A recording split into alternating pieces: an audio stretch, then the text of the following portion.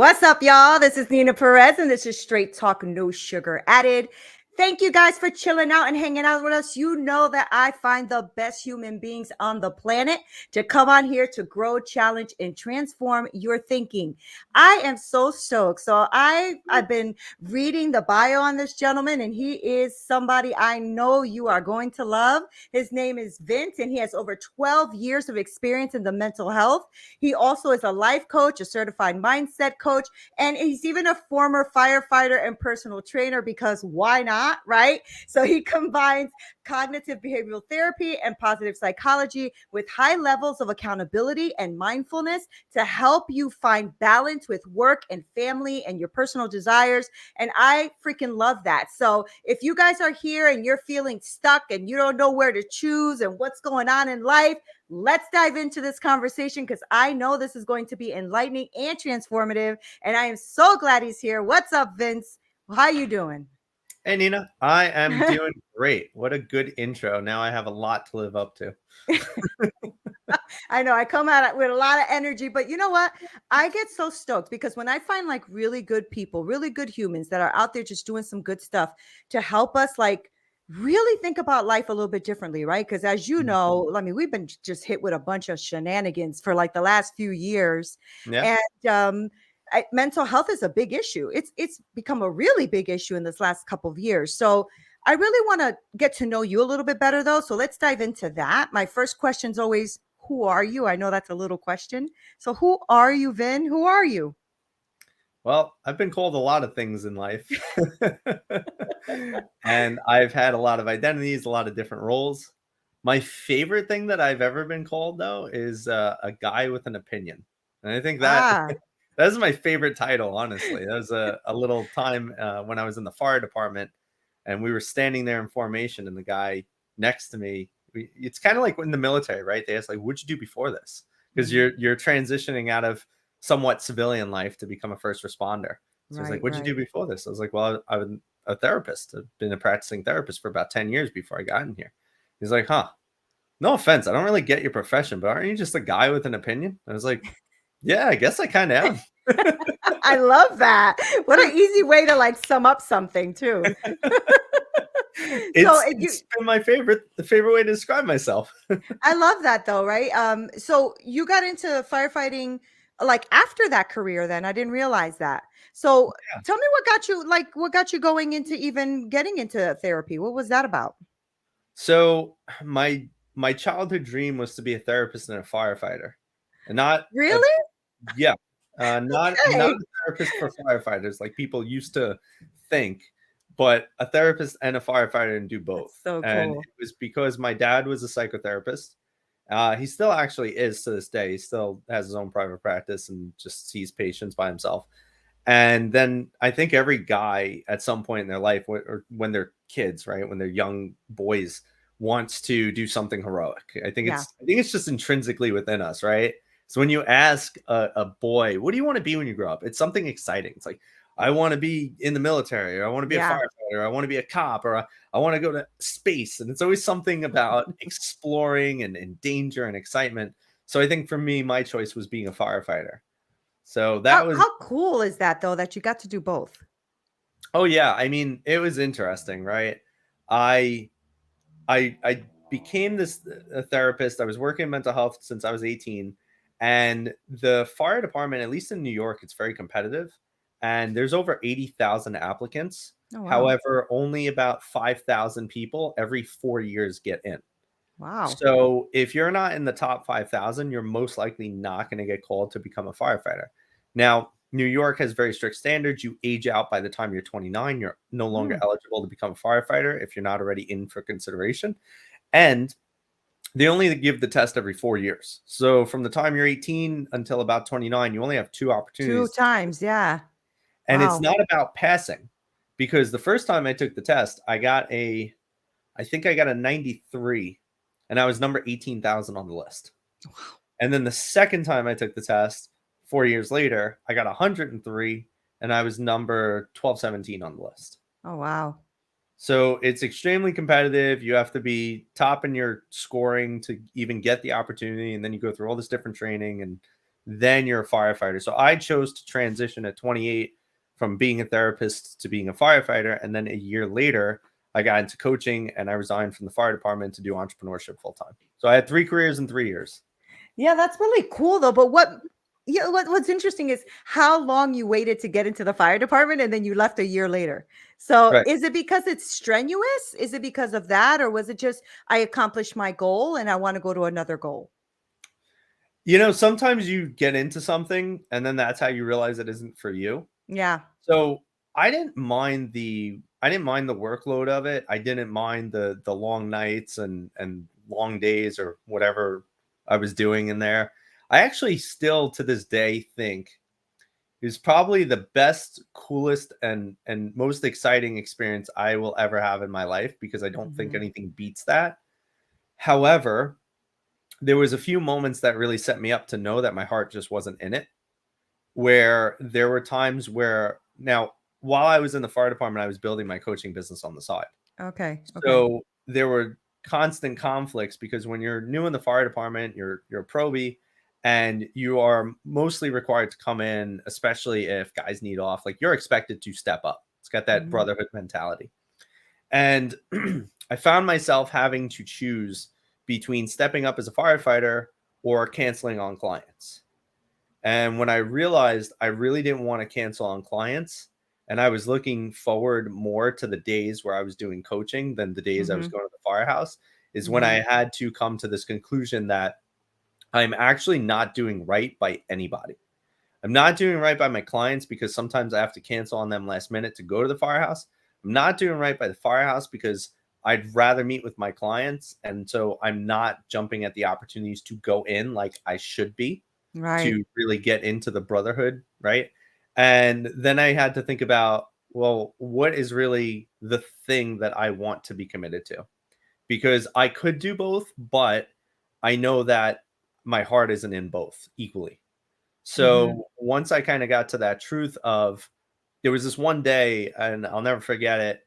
The guys were like texting me at like 10 or 11 p.m. to come into work at 7 in the morning for a tour because one of the other guys wasn't going to be able to make it. However, I also already had like 7 clients booked for that day. Mm. And all I thought about was like, I'm not canceling on my clients. It's just not happening. I don't care what's going on. Like, I'm dedicated to these people. They set the time in advance. I'm not going to keep canceling on them last minute. It's just Mhm. not happening. Mhm. And in that moment, I was like, I did just make my decision. So now that I know where my heart is, I have to do the harder thing, which is leave safety, security, pension benefits, salary all Right. behind to Right. pursue entrepreneurship full time. Right. And that's real, right? I mean, I went through that in May. I was struggling with the same thing. And that's a really hard decision to make. That's a Yeah. hard decision to make, especially when you know that that is where your pension is, your money is, your you know what I'm saying? Like the clients you got to kind of keep going after and getting Yeah. where here you got that steady paycheck, right? So any regrets? No, I don't believe that I have any regrets about it. Mhm. I do reminisce about being a firefighter sometimes. I think it was really, like I said, it was really exciting. It was very Yeah. cool. Um, but I do feel that I definitely made the best decision for me. And it was hard, to your point. So you had to print out a letter of resignation and hand it in.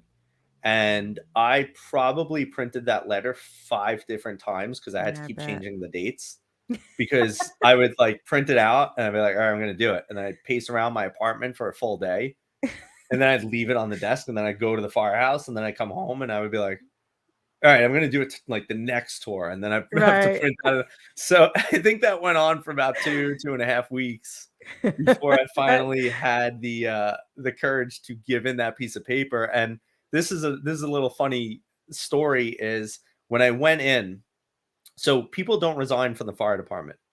Like, yeah. it's extremely rare. The only people that resign are the people that are about to be fired, and even it's very hard to even get to that point, right? Right, right. So when I walked in and I handed the letter of resignation to the chief, because there was a chief sitting in our house, and I handed him the letter of resignation. I said, "Hey, chief, I'm resigning." And he just looks at me and he takes the paper. He's like, "Are you kidding?" I'm like, no, sir, that's a real letter of resignation. I'm not joking. He's like, all right, listen, I got to be honest. I don't even know what to do with this. I've never seen one of these in my 30 years here. Like nobody Oh resigned. my He's like, God. are people like here ruining your life? I was like, no, chief. He's like, are guys giving you a hard time? I'm like, no, chief. He's like, what's going on? It's like, is somebody doing something to you in the fire Right, department? Are they right, blackmailing you out? I'm like, chief, no. Like, I'm just, right. I'm gonna pursue something else. And he goes, all right, listen, I got to call somebody because I don't know what to do with this thing. I've never seen one. Oh, So that's so he winds up funny. dialing like 4 or 5 other chiefs. Who And, don't know either? and yeah, he finally, like the fifth chief was like, oh, you got to do that. And he's like, okay, we finally figured it out. It took him calling like 4 or 5 other Oh chiefs. my And gosh. it's just because like nobody has ever had to deal with someone resigning, right? Like less than 1% of 1% of people resign from New York FDNY. It just Right, doesn't right, happen. right. Right, So right. it was interesting. That is really interesting. And I wonder, did that kind of give you pause? Did you pause for a second when they were like nobody ever resigns and stuff? Did you kind of like go, maybe I'm not doing the right thing? Or did you go there or no? I didn't. I could say before I resigned, I thought that Yeah. because one of the things that I've come to learn about people is that a lot of the times they do have your best interest at heart. Yeah. However, the best interest at heart comes for their belief system. Mm-hmm. Mm-hmm. So people, when I said, "Hey, I'm going to resign from the fire department," I barely told anyone because I didn't want anyone to sway me. But the few people I did tell, I'd say probably half of them was like, "Are you crazy? Like, Mm-hmm. what do you mean? Are you dumb? Like, you're gonna give up all of that? You work so hard for this. You're gonna throw away all your training. You're gonna regret this, or stay a little bit longer, just build your business on the side, or better yet, stay forever and just do your business on the side because Right. right? And so you get all of that, and I understand everybody's Yeah. operating out of a fear-based perspective because they're Right. looking out for me. It's like, think about your future, your Mm-hmm. security, the pension, the benefits, the this, the that. Think about these things. They're so important. But you have to really pause and sit with yourself and ask, are those things important to me? Right, right, And right, I was in that space where I had already accepted and acknowledged they were not important to me. I don't right, care about those things. Funny enough, I never even bothered to invest in my pension because I was like, I don't even care about it. I think it's bullshit anyway. And I'd right, rather do my right, own investing. right. So when you get to that space, at least within yourself, it really prompts you to take a different kind of action. Mm-hmm. And when I Mm-hmm. finally was ready to hand in that letter of resignation, it was more so the excitement mixed with the fear of, oh my God, I'm about to start life on my terms, as Right. opposed to, oh my God, I'm making the wrong decision. Right, right. Yeah. It's interesting, right? Because I think that as humans, we go through all of these like these this fork in the road, right? And a lot of times I push my clients because sometimes they think they're on the wrong track if they feel uninspired, right? And a Mm, lot of times we're uninspired because we haven't hit a goal, yeah. right? So what happens is we put this goal out there, we go for it, we didn't hit it. So now we're like, maybe I'm not doing the right thing. I'll try something else. And I always go, wait a second, pause. This is the goal you had. Did you reach it? No. Well, let's try reaching that first. And if you reach that goal and then you're uninspired, okay. But Yeah. sometimes we become uninspired because we are not reaching a goal because we feel like, but you reached the goal. You actually applied twice, you got in, right? So you reached the goal. So what shifted you though? Why coaching? Like, I mean, it was because it was part of like what you were doing before and it just felt like an easy, not an easy, but natural. Did it feel like a natural transition? What was that about? Well, I've always loved helping people. I've had a lot of my own mental issues to overcome, and I could safely say I have overcome them. And through working as a therapist for over 10 years in every setting you can imagine, I started actually feeling like therapy isn't really helping people. And I don't know about you or your listeners, but maybe some people that are listening could agree. Maybe they're saying, hey, I have been in therapy for 5 years or 10 years. I didn't really feel like it Right. helped me. I mean, even for me, I saw a therapist that didn't help me at all, honestly. Like the Mm-hmm. guy, very nice guy. completely useless as a therapist. Just could Right. not help me, didn't know what to do. And I started feeling like that's a big portion of the therapy system. And it's not to say that I want to sit here and badmouth therapists. I think that there is great use case for therapy. In fact, I still implement a lot of it into what I do today as a coach. Right. However, I was thinking there has to be a better way. Mm-hmm. Like there has to be more than just what I was taught in school and sitting in an office once a week for years and not really seeing much change, if any at all. And so I wound up stumbling upon Tony Robbins, and I really understood what he does and how he does it because of Mm-hmm. my clinical background, because people don't really realize Tony Robbins calls himself a life coach because he can't legally call himself a therapist, Right. but he is probably the world's best therapist, Mm-hmm. realistically. And so I said, okay, well, if this guy could take people that are struggling for 15 to 20 years and help them in 15 to 20 minutes, he's learned something I have no idea about. That's where I'm going to go. So I got Good. my coaching cert under Tony Robbins training. And then I started creating a hybrid, mixing my therapy approach with his coaching approach and creating this more holistic form, providing rapid, transformational results for people. And it started really just becoming this thing I was excited about. And then it became even more purpose driven because I said, I see better I see better results in my clients now as a coach than I did as a therapist. And the biggest Mm-hmm. difference now is I invested a lot heavier in my personal education around how to be a coach, how to challenge people, how to start learning NLP and the subconscious mind and all these things that you don't learn in college, which was Right. interesting. So now it's like, okay, well, I want to bring this new methodology that I'm working on to the world because I believe the world needs a better way of approaching, looking at, and utilizing mental health practices to help people truly transform in their lives. So good. So good. I had spoken to a therapist as well. She was like a head of a big, therapy department, and she had been doing it for like 20 something years. She felt the same exact way as you. Yeah. And she said she was talking to a colleague, and the colleague had, was talking about how he had like clients that were coming to him for 20 years. And she said, you should be ashamed of yourself. And he's like, excuse me? Because to him, it felt like that is what I'm supposed to do. Keep getting money every week for these people to keep coming in for 20 years. And she said, Yep. you should be ashamed of yourself because they should have such transformation. They don't need you anymore. And if they're coming back for 20 years, you're not doing a good job. And I Oh, was yeah. like, whoa, you said that? She's like, heck yeah, I said that. I was done. But she did Mhm. the same thing you did. She went back, she got her coaching degree, all that. And she's like, I just help people better now because Yeah. instead of like just talking about what you've been through, we are moving forward. Yeah. And I really love that. So tell me a little bit about your methodology, what you're doing with clients. I want to know more about that. Sure.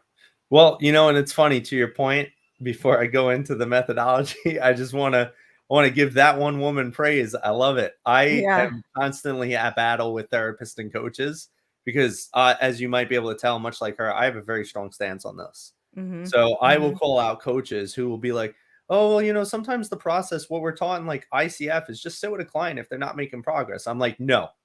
I'm Right. like, "Don't you dare just sit with that client if they're not making progress.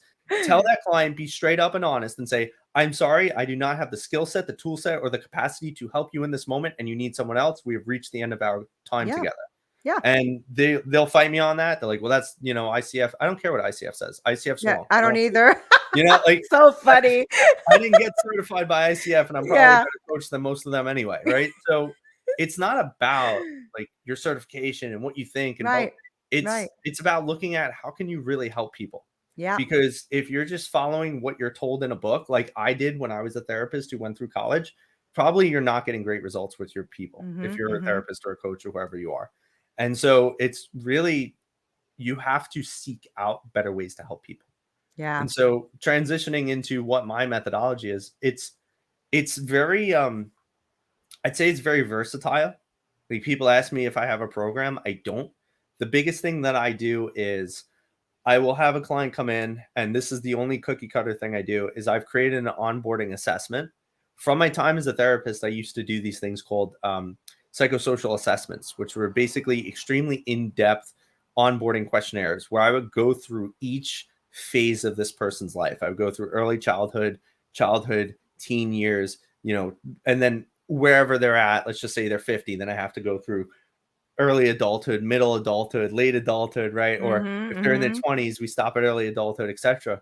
So, though I felt like most of the information I was getting at many points was useless, but I had to do it to satisfy the insurance companies, Right. right?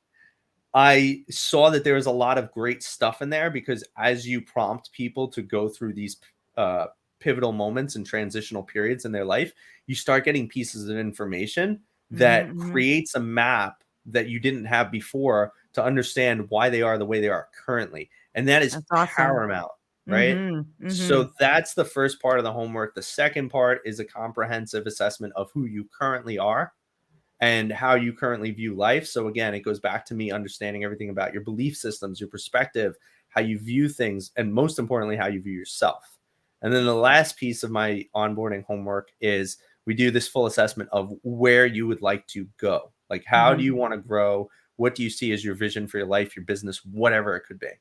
And so, in that comprehensive homework, that's what every client has to do to work with me. But from there, we show up. It's how Mm-hmm. do you want me to serve you today? What's on your mind? Or better yet, did I give you homework? Let's revisit that. Or did we have something that we didn't get to finish, etc. So I keep my services dependent on who you need me to be in that day. Like, do you need the therapist today? Do you need the coach today? Do you need the mentor today? Because I think mentoring is also a big part of Yeah. this, sharing your Yeah. own experiences. And Agree. so I just look to see which hat should I wear that's going to give you the best day. And probably the biggest way I've been able to kind of detach from having a specific thing I have to teach or a specific course or methodology, so to speak, is the understanding that I don't create change within people. More so I facilitate a space for change to occur. Right. And Right. then Right. what you do in that space is up to you, but the only way I could truly create that space is by not having an agenda for you, but more so seeing what you need in that moment and showing up as that. Okay. Okay. So so when you're helping people, you're not like, "Oh, I am going to help you build out this program." What you're saying is, "I'm going to help you build out you. You're going to have some personal development happening here." That's what it sounds like, right? Mhm. I have my master certification as well in NLP, and when I first started, that's exactly how my methodology was as well because it's really powerful, isn't it? So, how did you find the Tony Robbins coaching? How did you find that? Did you feel like that empowered you? I felt like, well, yeah. You have me stumble on my words there. Because the biggest truth is I quit traditional therapy because of Tony Robbins. Okay. That's All how right. empowered I felt when I saw what he was doing. I said, Mhm. Mhm. this is kind of like Star Wars. I was like, this is the way. Mhm. Mhm. Mhm. And I No, went he's into that. powerful. Yeah. Yeah. Yeah. Yeah, he's I mean, he's in a league of his own. He's just in a league of his own, right? He's a very powerful human, a very powerful mentor, and he also seems like he cares a lot too, which is really, I don't know him personally. I just see him and watch him, and I've read his books and stuff like that. So I love what you're doing. So your approach is really come to me, let's figure this out together. I'm going to give you the space for you to grow. And so do you have, is your time and space like for them to be with you for a certain amount of time? Are these one-offs? Like, tell me a little bit about that. Yeah. I don't believe in one-offs. Me either. I'm not in the space of just doing a like, hey, let's figure it out in one session and then you're gone. Mm-hmm. I do have people lock into a 3, 6, or 12-month commitment. We typically meet twice per month for an hour and 15 minutes as our structured sessions. And then every client that I have, it has 24/7 access to me. They can text me anytime they need. They can request additional phone calls for check-ins or whatever they need to discuss. And it's really important, especially as a firefighter. I learned the best way to help somebody with a fire is to show up with Right. the hose, put out the fire. So if you're dealing with something and it's like, I don't have my session with Vin for 2 weeks, I guess I'll just let my building burn down. And then in 2 weeks, Right. I'm going to show up when it's smoke and ash. And I'm going to have my fire hose and you're like, nah, it's fine now. I mean, it's Right. building's done. Don't Right. worry about it. So, That's a great analogy. You can use that too, right? Being a firefighter, like that's a yeah. really, really great analogy. So, okay, so they have access to you 24/7.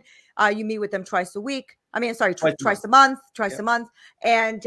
and I agree too. The one-offs, and I think all of you who are listening need to hear this too, because I think as leaders and entrepreneurs and CEOs and all that, because that's the people who listen to my podcast. Sometimes we think, oh, we just need a one and done, and we're quick, we're moving on. And what they don't realize is this is not a one and done. It didn't take you a one and done to get into the space that you're in. It's Right. not going to take you a one and done to get out of it.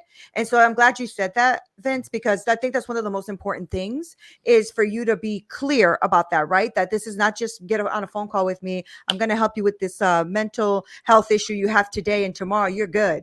Right. So Right. do you have like a story we can hear of something that you've seen that impressed you with one of your clients, like a transformation from beginning to when you finished working with them? I'd love to hear a story.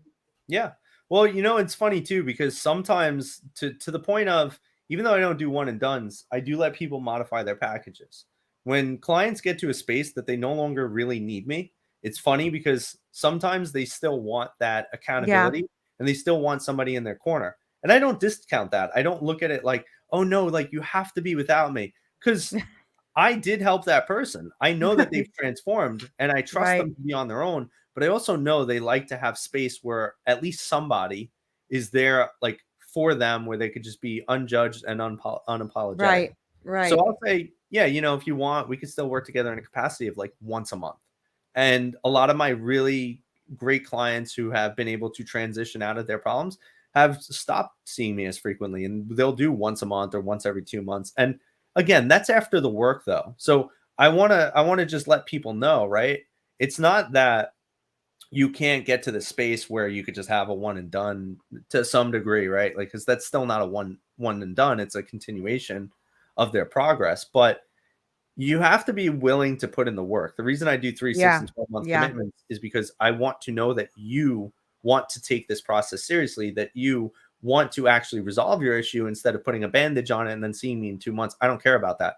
You could go to a therapist, pay them $15 copay, and you could do that with them. You don't do that with me. Mm-hmm. So I Mm-hmm. set a very high standard for the clients and the people I'm going to work Mm-hmm.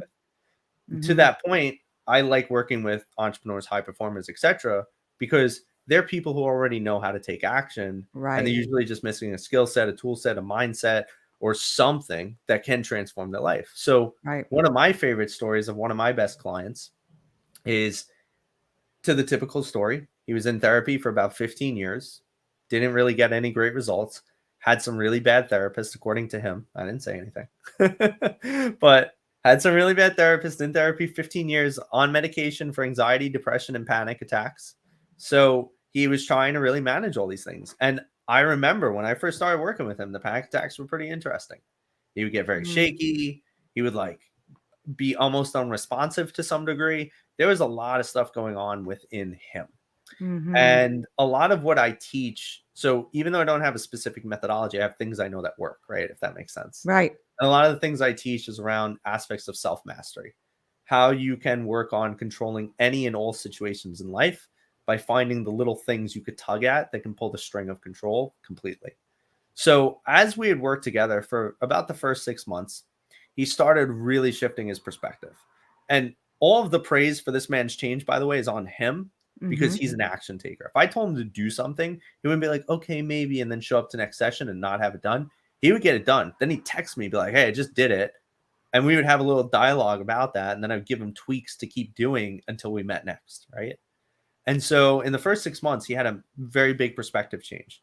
We also started doing a lot of work on his identity. We started doing some powerful shifts, like looking at his empowering persona. I'm sure you know some of these because you Mm-hmm. know NLP, right? So identity shifts, empowering persona, going into situations that brought him into a space of an emotion he wanted to feel as opposed to what he was stuck in. And so through doing a lot of these shifts, we also were able to create a new reality for him. After a year, the great news was that he finally came off all of his medications. He didn't need them Wow. anymore. He was rarely having panic attacks. And if he did start to get panic, and if it did start to basically, let's say, pulsate through his body, he was one, aware that it was happening, and two, he was able to stop it from going too far. So That's this man fantastic. in Wow. right? In 1 year, Mhm. we were able to accomplish more than he was able to do in 15 years of traditional therapy. Mhm. And Mhm. again, I'm not taking the praise for that.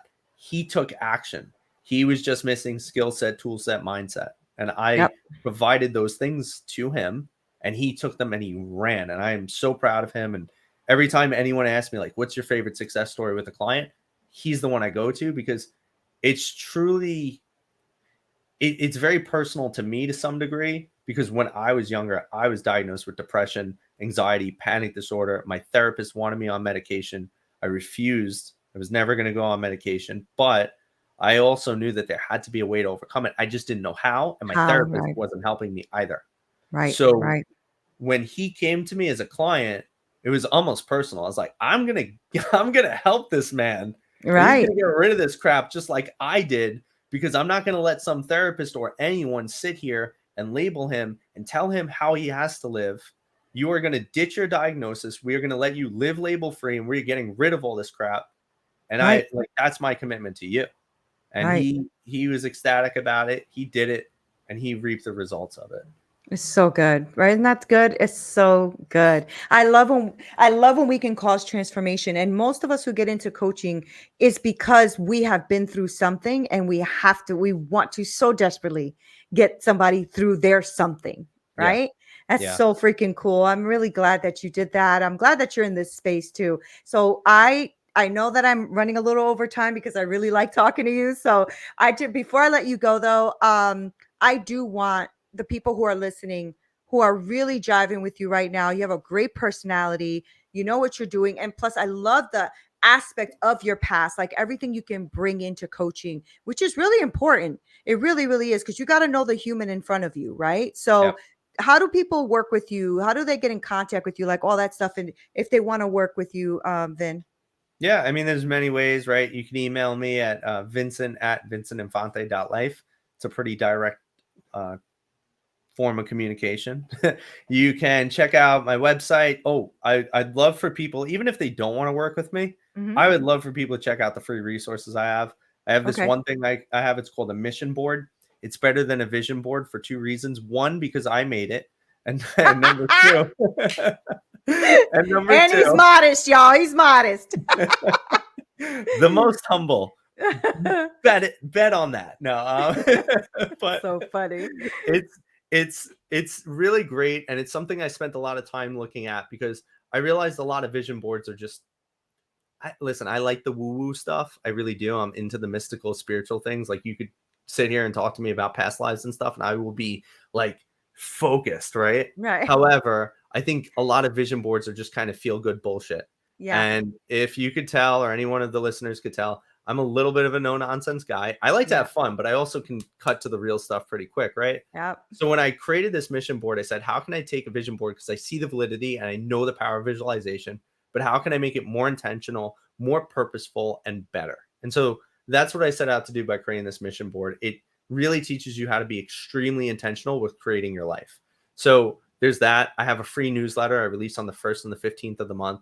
I don't sell anything in there, just pure personal development. I do a blog once a month. That's all business related. So there's plenty of free resources. And then connect with me on Instagram or LinkedIn. They're Do you have a both, podcast? I'm starting one, but I don't have it Okay. yet. I don't know. For Yeah, some reason, I feel like you need to have one. Like you need to have a podcast. I'm, So I'm working on it. for whatever that's worth, get your behind out there and get yourself a podcast. Because I'm currently honestly, working on a book. yeah, good, good. Book too. That's Yeah, awesome. well, All I'm right, so working on that. if you like my straight talk and you like being on here, when you get that book going, reach out to me. I'd love to have you back on and talk about it. Yeah, All right, definitely. all right. I'm only 20 pages in, but it's a start, right? I've been doing it. Listen, I literally, so this is funny, right? I had a conversation with a friend of mine, and she was like, if you're really going to continue getting into the speaker world, which is currently my big focus of speaking on more stages, podcasts, wherever I could get my message out. She said, you need a book. I was like, Yeah. yeah, I know. I was like, I've known this for years. She's like, well, why aren't you doing it? I'm like, I don't know. You know what? I'm going to start writing it every single day. And that was 3 days ago. So I'm Oh, there you go. There you three go. days into writing my book, but I'm 20 pages in, and I'm putting it out here right now to affirm my book is being written, and I'm Good, committed to it. good. Now you and your listeners are going to either think my book is going to be done soon, or you're going to think I'm full of shit. I'd rather you guys think my book is going to be done soon. Well, So I just invited you back, so it better be done soon. All right. it So will. I would love to have you back on. No, a book is important only because I think it's a good way to reach people in different mediums, right? So you're Yes. already doing a podcast visually and audible. You're thinking about doing a podcast yourself, which is another audible. But what about people who like to read? Right. So it's a Yep. great way to just reach them in a different medium. So good. You're welcomed back if you want to come and talk to my straight talkers. Oh, I will definitely be back.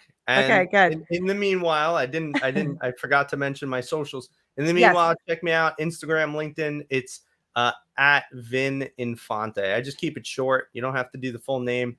You're not my mom, and I'm not in trouble. So just call me Vin. Okay, you got it. Oh man, thank you so much for hanging out with us today. I appreciate you being here. Thank Thanks you. for having me. Yeah, this is fun. Guys, told you, right? Best humans on the planet. I don't play any games when I bring good people on. So make sure that you follow Vin. He already gave you all of his socials, but I'm going to make sure to link everything below because he has a book coming out, y'all. We're going to hold him to it. He has a book coming out. So we're going to make sure we have him back too to talk to you about that because I'm sure it's going to be a phenomenal book. I really like this guy. I like what he stands for. I like who he is. I like his vibe. So go ahead and, what is that? Take the fire out of your building before the building burns down and reach out to Vince. All right, guys. I love you so much. This is Neena Perez. Straight talk, no sugar added. Until next time.